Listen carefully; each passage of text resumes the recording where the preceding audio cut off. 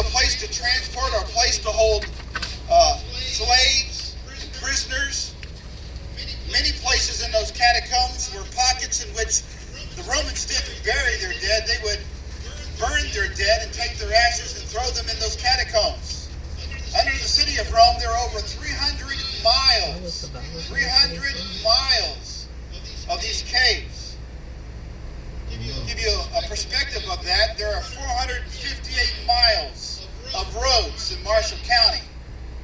So under Rome, there were 300 miles, and Christians and different groups of themselves would find themselves in these pockets, and they would gather together in these catacombs, and they would sing the early hymns, which were mainly the book of Psalms, and they would worship together as brothers and sisters in Christ. They had to be innovative, but it was uncertain times.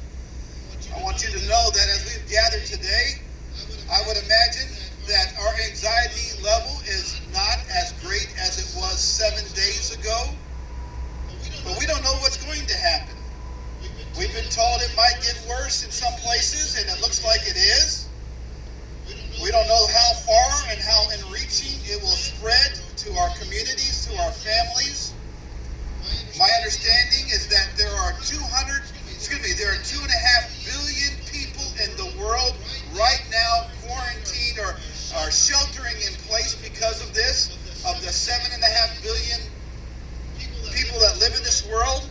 So this is a new time with uncertainties. I want to remind each and every one of us, and even though these are uncertainties, the church is, well, we have empty our buildings, but the church is not empty this morning. The churches have been deployed, and as we said last week, our buildings are empty, but we have been deployed to do ministry. And you can never quarantine the gospel, as Patrick was praying.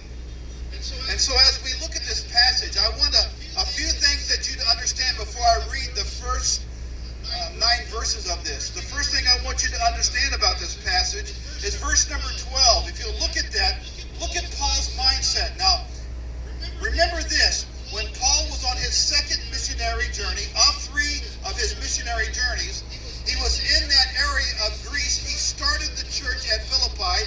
That's Acts chapter 16, beginning at verse 13. A woman by the name of Lydia was baptized there, and this is around circa